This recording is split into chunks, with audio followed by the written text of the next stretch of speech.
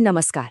देखिए, जब लग रहा था कि मिडिल ईस्ट में शायद अब शांति हो जाएगी, ठीक उसी वक्त ईरान ने एक ऐसा वीडियो जारी कर दिया जिसने तनाव को एक बिल्कुल नए लेवल पर पहुंचा दिया है। सच पूछिए तो इस एक वीडियो ने सारे के सारे समीकरण ही बदल डाले हैं। तो चलिए आज इसी चेतावनी को समझने की कोशिश करते हैं।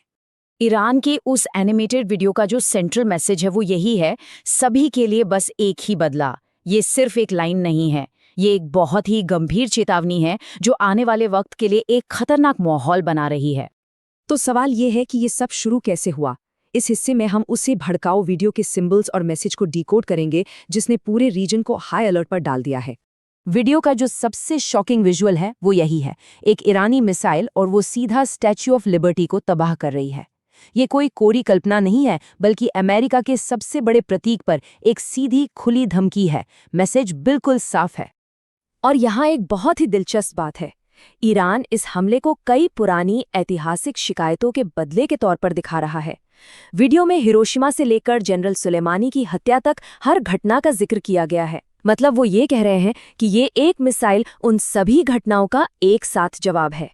चलिए अब देखते हैं कि इस सिंबॉलिक धमकी का जमीन पर क्या असर हुआ। ईरान के इस कदम से उसके पड़ोसी देशों में जो घबराहट फैली है वो असली है और फौरन देखने को मिली। इस पूरे इलाके में डर का माहौल कैसा है वो इन तस्वीरों से साफ पता चलता है।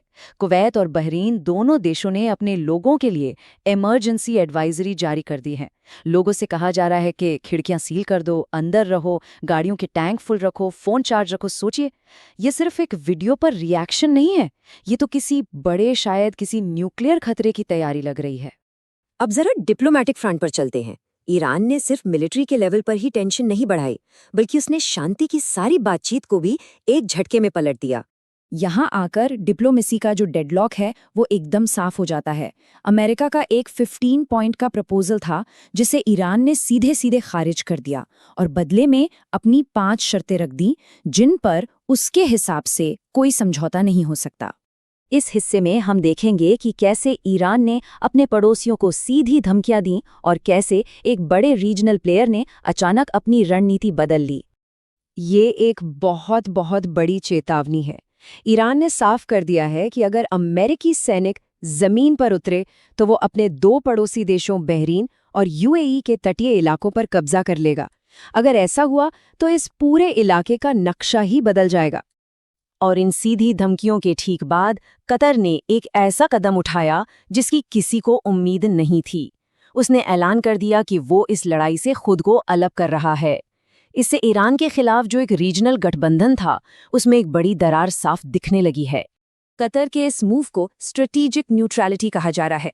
कुछ एक्सपर्ट्स का मानना है कि ये ईरान के साथ किसी बैक चैनल डील का नतीजा हो सकता है, जिसका मकसद सिर्फ कतर की अपनी सुरक्षा है। क्योंकि अगर देखा जाए तो ईरान ने पहले भी सिर्फ अमेरिकी और ब्रिटिश ठिकानों पर ही हमला किया था, कतर को कोई नुकसान नहीं पहुंचाया था। और अब हम आते हैं उस सबसे बड़े सवाल पर जो ईरान के इन बेखौफ कदमों और उसकी मिलिट्री ताकत को लेकर उठ रहे कयासों के केंद्र में है। इस पूरे मामले में रूस का एक बयान और भी ज्यादा रहस्य पैदा कर रहा है। रूस का कहना है कि ईरान के पास कुछ ऐसे विनाशकारी हथियार हैं जिन्हें दुनिया ने अब तक देखा नहीं है, और ये हथियार भले ही न्यूक्लियर न हो लेकिन उनसे कम ताकतवर भी नहीं है। ये बयान ईरान की असली ताकत को लेकर चिंता को और भी गहरा कर देता है। तो आखिर में हम उसी सबसे बड़े सवाल पर आकर रुक जाते हैं जो इस पूरे मामले पर एक परछाई की तरह मंडरा रहा है। ईरान का ये बढ़ावा आत्मविश्वास, उसकी ये खुली धमकियां और डिप्लोमेसी को पूरी तरह से ठेंगा दिखा देना, क्या ये सब सिर्फ इसलिए है क्योंकि उसके हाथ कोई ऐसा हथियार लग गया है जो पूरे खेल का पासा पलट सकता है? क्या ईरान ने वाकई एक न्यूक्लियर वेपन बना लिया है?